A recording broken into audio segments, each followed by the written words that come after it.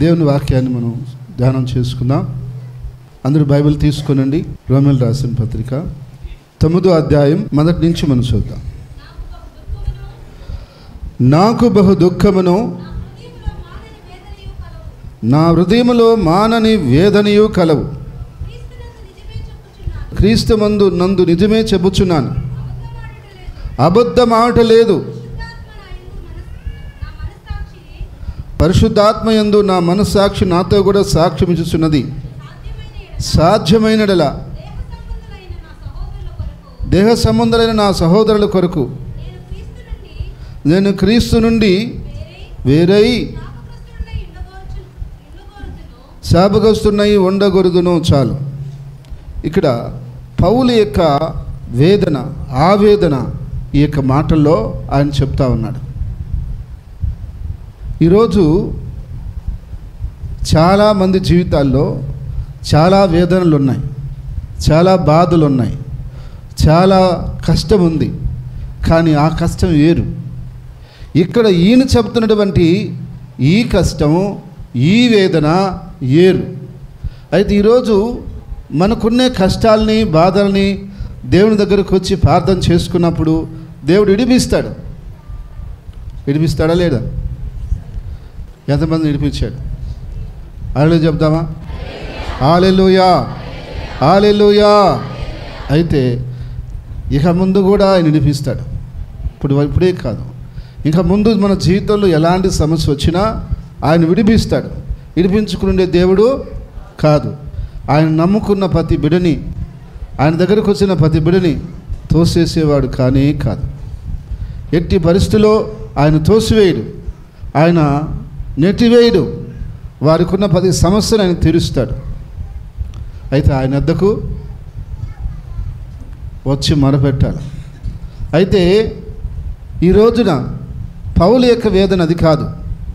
ఆయన వేదన ఏంటంటే, నా స్వజనులు ఏంది, నా స్వజనులు, నా యొక్క దేహ సంబంధులు, నా జాతి ప్రజలు, నా దేశస్థులు ఎంతోమంది రక్షణ లేక నశించిపోతూ ఉన్నారు. నేను వారి కొరకు ఏం చేయగలుగుతున్నాను, ఏం చేస్తున్నాను?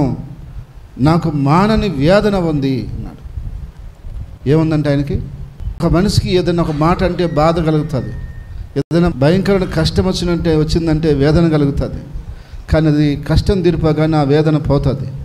ఇది ఈయన అంటున్నాడు, మానని వేదన ఉంది నాకు అన్నాడు. ఏమిటి ఆ మానని వేదన అంటే, నా యొక్క ప్రజలు ఏముండాలి చూడండి. 10వ అధ్యాయం మొదటి నుంచి చూద్దాం. రోమా 10 మొదటి వచనం. సహోదరులారా, ఇజ్రాయేలు రక్షణ పొందవలనని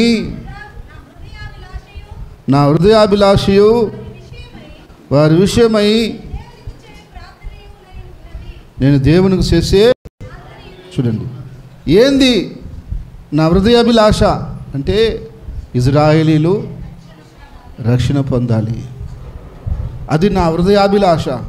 నా హృదయానికి ఏదైనా సంతోషంగా, అభిలాషగా అనిపించిందంటే ఇజ్రాయేలు రక్షణ పొందాలి.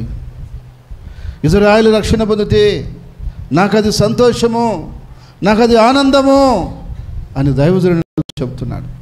అయితే ఈరోజు చాలామంది వారు రక్షించబడ్డారు, కానీ వారి కుటుంబస్తుల కోసం, వారి యొక్క రక్తసంబంధుల కోసం, వారి యొక్క తల్లిదండ్రుల కోసం, వారి యొక్క అన్నదమ్ముల కోసం, వారి యొక్క అక్కచెల్లెల కోసం, వారి యొక్క కుటుంబ సభ్యుల కోసం, వారి బంధువుల కోసం, వారి జాతి కోసం వారు ప్రయాసపట్ల. హల్లెలూయా, హల్లెలూయా. ప్రయాసపడితే, వాళ్ళకి ఆ వేదన ఉంటే, ప్రార్థన చేస్తే ఖచ్చితంగా దేవుడు అనేకమైన కార్యాలు చేస్తాడు, అనేకమైన రక్షణలోకి నడిపిస్తాడు. అయితే ఈరోజు వేదన లేదు. ఏం లేదు? లోపల వేదన లేదు. 3 పూటలు బాగా జరిగిపోతుంది, దేవుడు పెడుతున్నాడు, తింటున్నాం, లక్షణంగా ఉద్యోగాలు ఉన్నాయి, వ్యాపారాలు ఉన్నాయి, పనిబాట్లు ఉన్నాయి, ఏదో దేవుడు ఇస్తూ ఉన్నాడు, తింటున్నాము, అయిపోతుంది, గడిచిపోతూ ఉంది మనకి. కానీ రక్షణ పొందని వారు ఎంతోమంది మన కళ్ళ ఎదుటే వాళ్ళు నశించిపోతున్నారు. ఎంతోమంది పిల్లలు చెడు దారిలోకి వెళ్ళిపోయి వాళ్ళ జీవితాన్ని పాడు చేసుకుంటున్నారు. ఎంతోమంది పెద్దలు వాళ్ళ చెడు మార్గాల్లోకి వెళ్ళిపోయి వాళ్ళ కుటుంబాన్ని పాడు చేసుకుంటున్నారు. ఎన్నో భయంకరమైన వార్తలు వింటున్నాం, చదువుతున్నాం, చూస్తున్నాం. అయినప్పటికీ కూడా మన వేదన కలగటంలే. ఏం కలగటలే? వేదన కలగటంలే. వేదన కలిగితేనే మనం ప్రార్థన చేస్తాం. బాధ వస్తేనే చేసే ప్రార్థన బాగుంటుంది. మామూలుగా చేసే ప్రార్థనకి, బాధతో ఉన్నప్పుడు చేసే ప్రార్థనకి తేడా ఉంది. అయితే పౌలుకు ఒక బాధ ఉంది. ఏమిటి అంటే, అనుజనులైన అనేక మంది మారుతున్నారు, సంఘాలు నిర్మించబడుతున్నాయి, కానీ నా యొక్క స్వజనులు మారటం లేదే, నా వాళ్ళు మారటం లేదే. రేపు నేను నరకానికి వాళ్ళు వెళ్ళిపోతే ఎలా చేయాలని వేదంతో ఉన్నాడు. అయితే ఈరోజు ప్రియ దేవుని బిడ్డలారా, మనం అందరము ఒకసారి ఆలోచించాలి. మనం రక్షించబడిన తర్వాత మనం మిగతా మన కుటుంబ సభ్యులను రక్షించుకునే ప్రయత్నం చేస్తున్నామా? ప్రయత్నం చేస్తున్నామన్న వాళ్ళు చేయొద్దండి. ప్రయత్నం చేస్తున్నాము,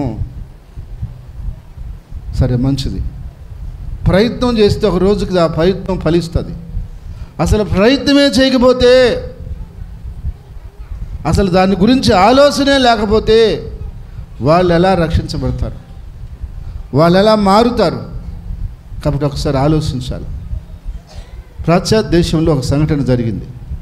అదేంటంటే, ఆ రోజుల్లో కలరా అనేది చాలా భయంకరంగా ఉండేది. దానికి ఆ రోజుల్లో పెద్ద మందు లేదు, అది ఒక వైరస్ లాంటిది. చాలామందికి వస్తూ ఉంది.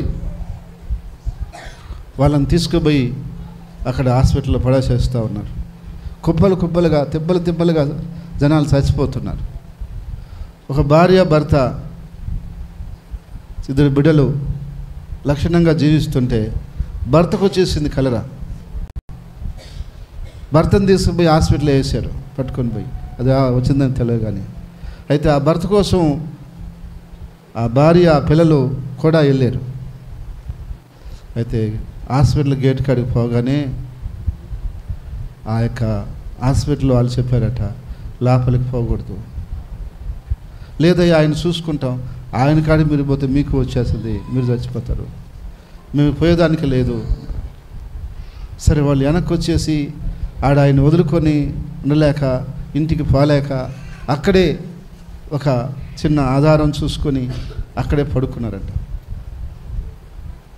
భయంకరంగా మంచు కురుస్తుంది, భయంకరంగా చలి వస్తుంది, తట్టుకోలేకపోతున్నారు. గుడ్డలు కూడా లేవు. ఆ రాత్రి అట్లా గడగడ వణుకుతూ పనుకున్నారు. తెల్లారి చూసేదానికి వాళ్ళ అమ్మకు వచ్చేసింది. ఆ పిల్లలు తెల్లారి వాళ్ళ అమ్మని లేపితే లేట్లే. వాళ్ళు పరిగెత్తుకుంటాం మళ్ళా ఆ దగ్గరున్న హాస్పిటల్ కాడికి పోయి చెప్తే మళ్ళా వచ్చి వాళ్ళ అమ్మని లాక్కొని వెళ్ళిపోయారు. వాళ్ళ అమ్మతో కూడా ఇల్లు కూడా వెనకాలనే పోయారు. గేట్ కాడి దాకా పోనించి ఆ నుంచి మళ్ళీ తిరిగి పంపించేశారు. అయ్యా, అమ్మని చూసుకోవాలా, మా నాయన చూసుకోవాలా అని పంపించలే. మళ్ళా ఇల్లు ఒక దూరం వచ్చేసి కాసేపు ఉండి మళ్ళా పోతే మళ్ళీ తరిమేస్తున్నారు. ఇద్దరు చిన్నపిల్లలు, పెద్ద వయసు లేదు, ఒక 10 లోపల వయసు బిడ్డలకి. అయితే ఆ పిల్లలు ఏం చేయాలి అర్థం కాక రాత్రి అక్కడే పనుకున్నారంట. ఎక్కడికి పోవాలా? తండ్రి లోపల ఉన్నాడు, తల్లి లోపల ఉంది. ఎవరి కాడికి పోవాలా? ఆ మంచులోనే అలాగే పనుకొని అల్లాడుతున్నారంట. రాత్రి కాలంలో ఆ యొక్క పిల్లవాడు చలి అని వణుకుతుంటే వాళ్ళ అక్క ఇలా కవిగిల్లోకి తీసుకొని, తమ్ముడు నా కవిగిల్లో పనుకోరా, తెల్లారితే ఎటువంటి చేద్దాము అనిందంట. ఆ బిడ్డని కవిగిల్లో పండేసుకొని తెల్లాద్దరు ఆడే పనుకోండి. ఆ తెల్లారు లేచి ఏడ్చుకుంటున్నారంట, మాకు ఇంకింతేనా మా జీవితం అని. ఎవరు ఒక ఆయన దారిని పోతే వాళ్ళని చూసి, ఎందుకు మీరు ఇక్కడ ఉన్నారని చెప్పి అడిగితే, మా అమ్మ నాన్న లోపలికి వెళ్ళిపోయారయ్యా అన్నారంట. తర్వాత వీళ్ళు మళ్ళా అక్కడికి పోయి చూస్తే వాళ్ళు చెప్పారు, మీ అమ్మ నాన్న చచ్చిపోయారు, మీరు వెళ్ళండి అని. అయితే మా అమ్మ నేను మేము చూసుకోవాలా అని ఏడుస్తున్నానంట. ఎక్కడెక్కడ ఉన్నారో పలాని దగ్గరికి తీసుకుపోయి బూట్ చేయటానికి బర్రెలకు తీసుకెళ్ళిపోయినారు, పలాని చోట ఉంటారంటే పరుగున పరిగిస్తాడికి పోతే ఆడ కాపరి ఉన్నాడు, ఆ యొక్క కాల్సే అతను. ఆయన అడిగారంట, మా అమ్మ నాన్న ఎక్కడని చూపిస్తే, ఎవరని చూపిమంటావు మీ అమ్మ నాన్న, ఇంతమందిని తీసుకొచ్చి ఆడేస్తే అన్నారంట. మేము అందరిని ఎత్తుక్కుంటామయ్యా పోయి అంటే, ఏడని ఎత్తుక్కుంటారు, జేసీబీ తీసి గుంట తీసి మొత్తం బూట్ చేసినాం, అందరిని కుప్పగా వేసేసి. ఎక్కడ ఎదుగుతారు, లేరు పోండి తరిమేశారంట. ఇంక అక్కడి నుంచి వాళ్ళిద్దరూ ఏడ్చుకుంటూ పోతూ ఉంటే ఎవరు మిషనరీకి సంబంధించినటువంటి వాళ్ళు వాళ్ళకి హాస్టల్ ఉందంట, వాళ్ళు చూసి వాళ్ళు ఎత్తుకొని ఏంటి పరిస్థితి అని తెలుసుకొని హాస్టల్లో తీసుకుపోయి పెట్టి, మీకు భోజనం బట్టలు అన్నీ ఇస్తాము, ఇక్కడే ఉండండి అంటే సరేనని పోయారంట. ఆడికి పోయిన తర్వాత పిల్లవాడిని ఒక హాస్టల్లోకి, అమ్మాయిని ఒక హాస్టల్లో తీసుకెళ్ళిపోయారంట. అప్పుడు వాళ్ళిద్దరు ఉండలేకపోయారంట. మా అమ్మ పోయింది, మా నాయన పోయాడు, తర్వాత మేమిద్దరం కూడా ఒకరికొకరు తోడుగా లేకుండా ఇట్లాగా అయిపోయినామని చెప్పేసి ఏడ్చుకుంటున్నారంట. అయితే లేదు, అట్లా ఇద్దరిని ఒకరి దగ్గర ఉండేము అని చెప్పి వాడిన ఒక హాస్టల్లో, ఈ బిడ్డను ఒక హాస్టల్లో వేసారు. అయితే ఆ హాస్టల్ ఎట్టుందంటే రకరకాల మనుషులు ఉన్నారు, రకరకాల దొంగ పిల్లకాయలు ఉన్నారు, రకరకాల వ్యసనాలతో ఉన్నారు. ఆ పిల్లోడు అక్కడ ఉండలేక రాత్రి లేచి, మా పిల్లోడు కాబట్టి గోడ దూటి పరిగెత్తి వెళ్ళిపోయాడంట. దొరకలా ఎవరికి, చాలా దూరం వెళ్ళిపోయి దాక్కున్నాడంట. ఒక దొంగల ముఠ ఆ పిల్లోడిని చూశారు. ఎవరు? ఒక దొంగల ముఠ చూసి, పిల్లోడు బాగున్నాడు, మనకు పనికొస్తాడు అనుకొని వాడిని ఎత్తుకొని, వాడిని మీకు అన్నీ ఇస్తాంరా, మీకు ఏం భయం లేకుండా చూసుకుంటాం, నేను ఏడ హాస్టల్లో పెట్టాం, మా దగ్గర పెట్టుకుంటాం అని చెప్పి నమ్మించి ఎత్తుకొని పోయి వాడికి మంచి చెట్లన్నీ ఇచ్చి వాడిని మైమరిపించి దొంగతనం నేర్పించేశారు. వాడు మంచి దొంగ అయిపోయాడు, మంచి వయసు వచ్చింది, మంచి దొంగలకి లీడర్ కూడా అయ్యాడు. దాన్ని పోయే వాళ్ళని వచ్చే వాళ్ళందరిని కొట్టడం, లాక్కోవటం, దోసుకొని పోవటం, ఏం భయం లేదు, ఏమీ లేదు, అట్లాగే పోతున్నాడు. ఒకరోజు ఒక బాటసారిని కొట్టాడంట. వాడు, అయ్యా నాకు అటు ఏం లేవనంట, ఉన్నాయని ఈడన్నాడంట. ఒక సంచి ఉంటుంటే సంచి లాక్కున్నాడంట. సంచిలో పుస్తకాలు ఉన్నాయంట. అరే ఇది ఇక్కడ ఏం లేవురా, పుస్తకాలు ఉన్నాయి, ఇన్ని వదిలేరు అన్నాడు అనుకో దొంగ. అరే ఆ పుస్తకాలు కూడా మనకు పట్లాడగడకు మనకు వస్తే ఎత్తుకోరారు అన్నాడంట ఒక దొంగ. సరే ఆ పుస్తకాలు ఎత్తుకొని పోయినారు వాళ్ళు. పాపం ఈయన ఇచ్చేసి, ఇంకేం దొంగ అడిగితే ఏం చేస్తావు, ఇచ్చేసి వెళ్ళిపోయినాడు. ఆ రాత్రి ఒక దొంగకి నిద్ర పట్టక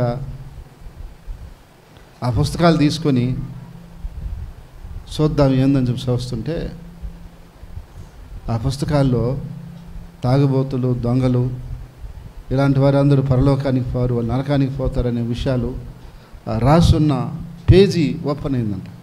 హల్లెలూయా. దాన్ని చదివి వాడికి భయం వేసింది. ఎవరికి? దొంగకి భయం వేసిందంట. నేను దొంగనని ఈ పుస్తకానికి ఏం తెలుసు, ఈ పుస్తకం ఏంది నాకు చెప్తుంది, నేను దొంగనని జర తెలిసి అని చెప్పేసి దాన్ని తీసుకొని చదువుతుంటే ఆయనకి నిద్రపట్ల. తెల్లాదురు ఆయన నిద్రపోలా, చాలా వేదంతో ఉన్నాడు, దుఃఖంతో ఉన్నాడు. తర్వాత దాన్ని ఇంకా చదివినాడు. ఆయనకి పశ్చాత్తాపం వచ్చింది. అరే మనం చేసింది చాలా తప్పు పని, మనం ఇలాంటి దుర్మార్గమైన పనులు చేయకూడదు, ఎంతమంది చంపేము, ఎంతమంది దోసుకున్నాము, ఏమేమో చేసాము అని పశ్చాత్తాపంతో అలాగే పనుకున్నాడు. పొద్దున్నే వాళ్ళు బ్యాచ్ వచ్చి లేపారంట. లేరా, ఎవరా ఇంకా రెడీ కాలేదు, పరా మనం పోదాం అన్నాడంట. వాడు అంటున్నాడు, నా ఒంట్లో బాగాలేదు, నేను రాను అన్నాడంట. ఎవరు? దొంగ. ఎవరా, మాకంటే యాక్టివ్గా ఉంటావు కదరా, నీకేంద్రా బాగలేదా, పరా అన్నాడంట. నేను రాను. సరే వాళ్ళు పోయారు. మళ్ళీ సాయంత్రం వస్తే అట్టే ఉన్నాడు మనిషి, ఒక టైప్లో ఉన్నాడు మనిషి. అప్పుడు అడిగారట, ఏందిరా అసలు నీ సమస్య ఏందిరంటే, నా సమస్య ఏం లేదు, ఈ పుస్తకం అన్నాడంట. పుస్తకం ఏందిరా సమస్య, దాన్ని తీరా మేము చూస్తూ ఉంటానంట. ఏం చేసిందిరా ఈ పుస్తకం నేనంటే, దాన్ని చదివినాను, నేను టైప్ అయినాను, ఏం చేసిందిరా నిన్నంటే, నేను ఇంకా ఇలా చేయాలనుకోవట్లేదు, దాన్ని చదివితే నాకు అలా అనిపిస్తుంది అంటే. దాన్ని చదవటం ఏంది, నువ్వు అయిపోవటం ఏంది, టీలో మేము చదువుతాను వాళ్ళు చదివినారు. వాళ్ళతో కూడా దేవుడు మాట్లాడినాడు. వాళ్ళందరూ ఒక నిర్ణయానికి వచ్చారు, మనం పురుదా చేసింది చాలు, పోయి ప్రభుత్వానికి లొంగిపోదాం అని వాళ్ళు వాళ్ళ సామాగ్రిని తీసుకొని నేరుగా పోలీస్ స్టేషన్కి వచ్చి పోలీస్ స్టేషన్కి పోలీసులు చెప్తున్నారంట, అయ్యా మేము గజ దొంగలమే మారిపోయినాము అన్నారంట. రే ఇదేం కొత్త వేసామంటారా, దొంగలు ఎట్లా మారుతారు మాకు తెలియకుండా, మీరేంద్రా మారేదా, ఏం ప్లాన్ వేసుకొచ్చారన్నారంట వాళ్ళు. ఎవరు? పోలీసు వాళ్ళు. లేదు నాయన మేము మారిపోయినామయ్యా అంటున్నారంట వీళ్ళు. మీరు ఎట్లా మారుతారా, ఇదేం చూసి మారారా మీరు అంట. ఇదిగయ్యా ఈ బైబిల్ మమ్మల్ని మార్చి, బైబిల్ ఏంద్ర మిమ్మల్ని మార్చేదే, ఎట్లా మారుతారా బైబిల్ మారుతావు అని చెప్పి వాళ్ళు నమ్మలా. వాళ్ళు కేసు కట్టారు, కోర్టుకు పెట్టారు. కోర్టుకు పెడితే కోర్టులో వీళ్ళదే చెప్తున్నారు జడ్జికి, మీరు ఎట్లా మారారంటే మమ్మల్ని బైబిల్ మార్చిందంటారు. నేను నమ్మనంటాడు జడ్జి కూడా. సరే ఆ రాత్రి వాళ్ళని మళ్ళా జైల్లో ఉంచి ఆ జడ్జి లైబ్రరీ నుంచి బైబిల్ తెచ్చుకొని ఆయన చదివినాడంట. దేన్ని?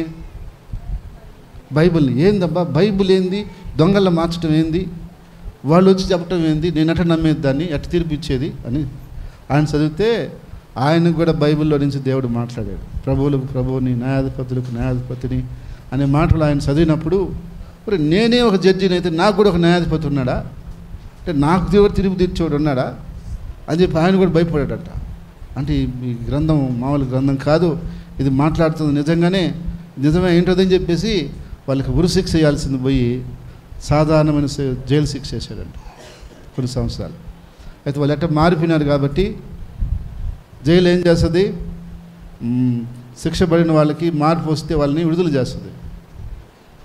మన దేశంలో కూడా అప్పుడప్పుడు ఆగస్టు 15కి రిపబ్లిక్ డేకి కొంతమందిని సత్వర్తనతో ఉన్న ఖైదీలను విడుదల చేస్తుంటారు. వీళ్ళని కూడా ఆ కోణంలో విడుదల చేశారు. అప్పటికే అక్కడ వాళ్ళు జైల్లోని వాళ్ళు యేసు ప్రభుని ప్రకటిస్తూ, యేసు ప్రభుని వాళ్ళు వెంబడిస్తూ అనేకులు మార్చి ఉన్నారు. బయటకు వచ్చిన తర్వాత వాళ్ళందరూ అనుకున్నారంట, రే మనం ఏం చేద్దాంరా, ఎక్కడికి పోదాంరా, మనకు అమ్మా నాన్న లేరు, ఎవరు లేరు, ఎక్కడికి పోదాం. వాళ్ళు అలా అనుకున్నారంట, మన ఊరికి వెళ్ళిపోదాంరా, మన ఊరు వాళ్ళని మార్చుకుందాంరా, మన ఊరికి వెళ్ళిపోదాంరా అని చెప్పేసి వాళ్ళు ఒక ఊరికి వెళ్ళిపోతున్నారు. ఒక ఇద్దరు మాత్రం ప్రయాణం చేస్తూ పోతున్నారు. పోతా ఉంటే పొద్దుపోయింది. ఒక ఇల్లు కనపడింది. ఆ ఇంట్లోకి పోయి అడిగారంట, అమ్మా పొద్దుపోయింది, ఈ రాత్రి ఉంటాము, పొద్దున్న వెళ్తామంటే వాళ్ళు రాయ్యా లోపల రండి, అన్నం తినండి, పడుకోండి, పొద్దున పోనంటే. సరే ఏందబ్బా ఇల్లు మనం ఇంత మర్యాదగా పిలిచి భోజనం పెడుతున్నారు అని చేస్తున్నారని వీళ్ళకి ఆశ్చర్యం ఉంది. తెల్లారిన తర్వాత వాళ్ళ ఇంటి యజమాని అడిగాడంట, మీరు ఎవరో, మరి ఎందుకు వచ్చారు, ఎక్కడికి పోతున్నారు అని అడిగితే అప్పుడు ఒక దొంగ స్టోరీ చెప్తున్నాడు. మా అమ్మ నాన్న హాస్పిటల్లో చనిపోయారు, ఇట్లా మేము అయిపోయాము, బైబిల్ మమ్మల్ని మార్చింది, ఇంకా ఈ స్టోరీ అంతా చెప్పేశాడు. ఆ స్టోరీ వింటున్న వాళ్ళ అక్క ఏడుస్తూ ఉందంట. ఎందుకంటే ఆ ఇంట్లో వాళ్ళ అక్క ఉంది, ఆయన భార్య వాళ్ళ అక్క. అప్పుడు ఆయన వింటున్నాడు, వాళ్ళ అక్క ఏడుస్తుంది. వాళ్ళ తమ్ముడు సాక్ష్యం చెప్తున్నాడు. వాడు చెప్పేసిన తర్వాత ఏడుపు ఆపుకోలేక పైన పడిపోయి వాళ్ళ తమ్ముడిని పట్టుకొని ఏడ్చి వాళ్ళ తమ్ముడి పేరు పిలిచి ముద్దు పెట్టుకొని, నాయన నువ్వు నా దగ్గర రావాలని ఎప్పటి నుంచో నేను ప్రార్థన చేస్తున్నాను, ఈరోజు దేవుడే నిన్ను తీసుకొచ్చాడు కాబట్టి నాతో ఉండరా అంటుందంట. ఆ దొంగ అంటున్నాడంట, మారిపోయిన దొంగ, నేను నీతో ఉంటానికి కదక్క, నశించిపోయే వాళ్ళు చాలామంది ఉన్నారు నాలాగా, నేను పోయి చెప్పాలక్క, మన ఊరికి వెళ్ళిపోతున్నాను అనంట. వాళ్ళక్క అనిందంట, నేను వస్తానురా, మన ఇద్దరం పోదాంరా, మన ఊళ్ళో చెప్దాంరా అని వాళ్ళ ఊరికి పోయి ఊరంతా చెప్తున్నారంట. పరిచయం చేసుకున్నారంట, మేము పలానా ఆయన పిల్లకాయలమే, పలానా వాళ్ళ బిడ్డలమే. మరి అటైతే మీ అమ్మ ఉంది కదరా అన్నారంట. మా అమ్మ ఏడుంది, హాస్పిటల్లో చచ్చిపోతే అని అన్నారంట వీళ్ళు. లేదురా పలానా ఇంట్లో ఉంది పోయి చూడబోండి అంటే ఒక ముసలామె బయటకు వచ్చిందంట. వీళ్ళు ఆమెను కనుక్కున్నారు కానీ ఆమెని వీళ్ళని కనుక్కోలేకపోయింది, వీళ్ళు రూపం మారిపోయింది కాబట్టి. అప్పుడు వీళ్ళు ఏడ్చి వాళ్ళ అమ్మను పట్టుకొని అమ్మ మేమని చెప్పుకొని వాళ్ళందరూ కలిసి అక్కడ చాలా బాధపడి ఇంకా గ్రామంతా సువార్తను చెప్పి వాళ్ళ సాక్ష్యం చెప్పి ఆ ప్రాంతాలంతా మార్చేశారట. హల్లెలూయా, హల్లెలూయా. ఒక దొంగ మారి నేను ఇలాగా ఊరికే జీవిస్తే బాగుండదు, నా జీవితాన్ని ఇలా ఉన్నప్పుడు దేవుడు ఇలా మార్చాడు, నేను వెళ్ళి కొంతమంది అయినా మార్చాలని చెప్పి కొన్ని గ్రామాలు మార్చాడు. కానీ మన జీవితాలను కూడా శాపంలో, పాపంలో, వ్యసనాల్లో, బంధకాల్లో, ఇబ్బందుల్లో, వ్యాధులతో, రకరకాల సమస్యలతో ఉన్నప్పుడు యేసయ్య మార్చాడు. అవునా కాదా? ఎంతమంది చెప్తారు? మార్చబడిన మనం ఏం చేస్తున్నాం? ఒక దొంగ మార్చబడి గమ్ముకుండకుండా పోయి ఏం చేస్తున్నాడు? వాళ్ళ ఊరు పక్కల అంతా ప్రకటించి అందరూ మార్చినాడు. అయితే ఈరోజు యేసయ్య మనల్ని మార్చాడు, మనకు రక్షణ ఇచ్చాడు, మనకు కాపుదలు ఇస్తున్నాడు, మన సాక్ష్యాలు చెప్పుకుంటున్నాం. నాకు ఈమెయిల్ చేశాడు, ఆ మెయిల్ చేశాడు అని చెప్తున్నాం, కానీ వెళ్ళిపోతున్నాం. మరొక పాపిని మనం ఎక్కడికి తీసుకురాలేకపోతున్నాం. యేసయ్య మనల్ని ఖచ్చితంగా ఒకరోజు పరలోకానికి పోయినప్పుడు ఈ విషయం అడుగుతాడు. మనల్ని అడుగుతాడా? అడగడా? ఎంతమంది ఒప్పుకుంటారు అడుగుతాడని? ఎంతమంది ఒప్పుకుంటారో? సరే, మంచిది. అదన్నా మీకు గ్రహింపయింది. ఏం చెప్పాలనుకుంటున్నారైతే? ఆయనకి యేసయ్య అడుగుతాడు అక్కడ. అప్పుడు ఏం చెప్తావు? ఈరోజు సువార్త చెప్తే ఆడకు పోయిన తర్వాత అయ్యా మేము చెప్పినామయ్యా, 100 మంది మార్చలేకపోయినా 10 మందినైనా మార్చినామయ్యా అని చెప్పుకుంటాం. ఇప్పుడు అసలు నువ్వు చెప్పలా, ఎవరు నీ తీసుకురాలా, ఎవరు మారలా, నీ వల్ల ఒక్కరి రక్షణలోకి రాలా. రేపు అక్కడ యేసయ్య అడిగినప్పుడు వాడు చెప్పాడే, ఒక తరాన్ని తీసుకున్నాడు. ఏం చెప్పినాడు? అయ్యా నువ్వు ఒకటి ఇచ్చినావు, ఒకటి నేను భూమిలో దాచిపెట్టి ఎత్తుకుని వచ్చినాను, ఇదిగో తీసుకో అన్నాడు. ప్రభు ఏమన్నాడు? చాలా మంచోడిరా, నువ్వు మంచి పని చేసినావు, ఒకటన్నా తెచ్చినావులే అన్నాడా? సోమరువైన చెడ్డ దాసుడా, నువ్వెందుకు తీసుకున్నావు? అసలు ఎందుకు పెట్టావు అక్కడ? ఈయన కాళ్ళు చేతులు కట్టి ఎల్లిపడి సేగట్లో పడవేయండి, అది కూడా తీసి 10 తలాంతులకి అన్నాడు. రేపు మనం ఉట్టి చేతులతో అడిగిపోతే యేసయ్య మనల్ని అనడా మాట? కాబట్టి ఈరోజు చెప్తున్నా, నీకు వేదన ఉంటే, బాధ ఉంటే ప్రార్థన చెయ్యి. నువ్వు చెప్పగానే వాళ్ళు మారకపోవచ్చు, నువ్వు ప్రార్థన చేయి. కొద్ది రోజులు ప్రార్థన తర్వాత ఆ వ్యక్తి మార్పు రావాల్సిందే. ప్రార్థన వ్యర్థం కాదు. హల్లెలూయా, హల్లెలూయా. ఈరోజు నువ్వు చేసే ప్రార్థన వ్యర్థము కాదు. కొద్ది రోజుల తర్వాత ఆ ప్రార్థన వాళ్ళని పట్టుకుంటుంది. హల్లెలూయా, హల్లెలూయా. మనం రక్షించబడటానికి ఎవరో చేసిన ప్రార్థన మనల్ని పట్టుకుంది. హల్లెలూయా. మనం రక్షించబడ్డామంటే మనంతటా మనం రక్షించబడలా. మనకు ముందు ఎవరో మన కోసము ప్రార్థనలు చేసి ఉన్నారు, సువార్తలు చెప్పి ఉన్నారు. దాని ఫలం ఈరోజు మనం రక్షించబడ్డాం. ఈరోజు మనం చేసింది మన బంధువులని, మన స్నేహితులని, మన ఇరుగు పొరుగు వారిని రక్షిస్తుంది. కాబట్టి ఈరోజు మనం అలా చేయకపోతే రేపు యేసయ్య కాడ నిలబడినప్పుడు మనం జవాబు చెప్పలేం. అందుకని పౌలు ఏమంటున్నాడు? నేను క్రీస్తు నుండి ఏరైపోయి శాపగ్రస్తుని అయిపోయినా పర్వాలా, వాళ్ళు రక్షించబడాలా. ఎవరు? ఎందుకని? నరకము భయంకరమైనది. అది ఎంత భయంకరమైందంటే ఒకసారి అందులోకి పోతే ఇంకా బయటికి వచ్చేదానికే లేదు. రోంచేపు ఖాళీ ఆరిపోయేది ఏం లేదు. నిరంతరం కాలుతూ ఉన్నా. పురుగులు పీక్కు తింటున్నా, పురుగులు పారాడుతున్నా దాన్ని తీసేసుకొని పడేసుకునే దానికి లేదు. అల్లాడుతూ అరుస్తూ కేకలేస్తూ ఇరిగాలు అలాగే ఉండిపోవాలా? ఉంటావా నువ్వు? ఆ విధంగా ఉండగలవా? ఇప్పటి వరకు నువ్వు రక్షణ పొందకపోతే, నువ్వు మారు మనసు లేకుండా, రక్షణ లేకుండా నువ్వు ఇక్కడ జీవిస్తుంటే, నువ్వు నరకంలోకి పోయి అలా ఉండగలవా? కాలగలవా? ఎంతమంది కాలుతారు? కాలే శక్తి ఉన్న వాళ్ళు ఎంతమంది ఉన్నారు? దీపం కాడ చేయబెడతావా నువ్వు? దీపం కాడ చేయబెట్టి కాసేపు కాల్చుకొని కాలుతావా? నరకంలో ఎలా కాలుతావు? నరకంలో ఎలా కాలుతావు నువ్వు? కాలేవు. అందుకని రక్షణ పొందాలి, మన వారిని రక్షించుకోవాలా. లేకపోతే ఆ నరకం నుంచి తప్పించే నాదుడే లేడు, ఎవరు లేరు, ఒక యేసుక్రీస్తు తప్ప. హల్లెలూయా. అందుకని మనం ఏం చేయాలి? ప్రాణం ఉండంగానే వాళ్ళ కోసం ప్రార్థన చేసి వాళ్ళని మార్చుకొని మనము, మన కుటుంబం, మన జాతి వారు పరలోకానికి వెళ్ళాలి. హల్లెలూయా, హల్లెలూయా. అది నిజమైన ప్రేమ. నీకు ప్రేమ ఉంటే అది చెయ్యి. ఇదిగో పలుగోరమ్మ, ఇదిగో తీగోరమ్మ అంటే అది ఎవరైనా చేస్తారు. ఈరోజు తిన్నాం ఆమె పెడుతుంది, మనం తిన్నాం ఆమె పెడితే మనం తిన్నాం, మనం పెడితే ఆమె తింటుంది, అయిపోయింది. అది కాదు, ఒక మనిషిని రక్షణలోకి తీసుకురావటమే నిజమైన ప్రేమ. హల్లెలూయా, హల్లెలూయా. ఇప్పుడు ఇందాక ఆ సహోదరు ఏం చెప్పింది? నాకు మెర్సీ అక్క వాళ్ళ కుటుంబం నాకు యేసయ్య గురించి చెప్పినందువల్ల నేను ఈరోజు నమ్ముకొని బాగుపడ్డాను అని చెప్పింది.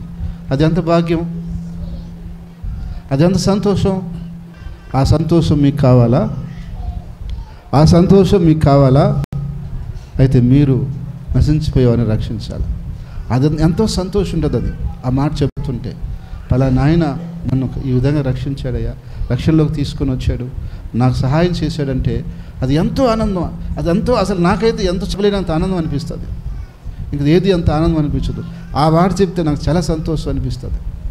ఎందుకంటే అది శాశ్వతమైనటువంటి కార్యం. మనం ఎన్నో సహాయాలు చేసి ఉంటాం, కానీ రక్షణ సహాయం చేసి చూడాలి. మనం ఒక మనిషికి ప్రభువులోకి నడిపించాలి. ఇక మనం ఊరికి వాళ్ళకి ఇదిగో అదిగో అని చెయ్యి అందికి బల్ల, దేవుడు చెయ్యి అందిస్తాడు. హల్లెలూయా. దేవుడే వాళ్ళకి చెయ్యి అందిస్తాడు. దేవుడే వాళ్ళని చూసుకుంటాడు. నువ్వేదో ఒక వస్త్రం ఇచ్చినంత మాత్రాన, నువ్వేదో అంత అన్నం పెట్టినంత మాత్రాన వాళ్ళ బాధలు తీరిపోవు, వాళ్ళ కష్టాలు బయటపడవు. యేసయ్య వారికి వస్తే యేసయ్య వాళ్ళని జీవితాంతం భరించుకుంటాడు. హల్లెలూయా, హల్లెలూయా. ఎంతమంది నమ్ముతున్నారు? నేను ముగిస్తున్నా.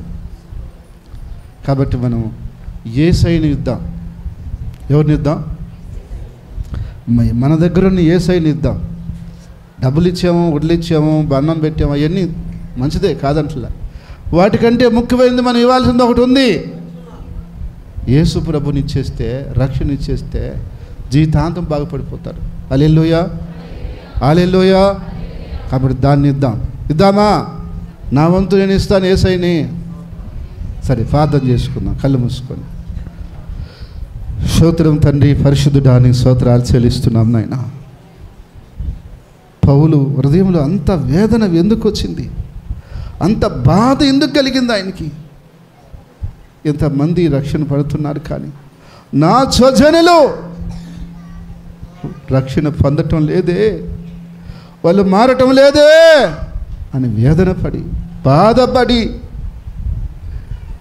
వాళ్ళ కొరకు ప్రతాపించాడు, ప్రార్థించాడు. దాని ఫలం ఈరోజు ఎంతోమంది మారుతున్నారు, రక్షణ పొందుతున్నారు వాళ్ళు కూడా. అయితే మా బంధువుల్లో, మా స్నేహితుల్లో, మా రక్త సంబంధుల్లో అయ్యా తెలియక వారు దేవుళ్ళు కాని వాటికి దేవుళ్ళు అనుకుంటూ, సత్యం కాని దాన్ని సత్యం అనుకుంటూ పరలోకానికి దూరమైపోతూ నరకానికి దగ్గరవుతున్నారు. వారిని మీరు మార్చండి. వారిని మారటానికి మమ్మల్ని మీరు వాడుకోండి ప్రభువా. ఈ బిడ్డలందరినీ వాడుకోండి ప్రభువా. బిడ్డలందరినీ వాడుకోండి ప్రభువా. అనేక ఆత్మలని దగ్గరకు తీసుకురావటానికి సహాయం చేయమని యేసు నామమున ప్రార్థిస్తున్నాము తండ్రి. ఆమేన్.